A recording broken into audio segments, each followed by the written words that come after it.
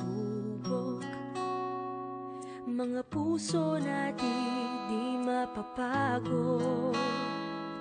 Abutin ng kamay na handang tumamay, mga puso na di mapapagod.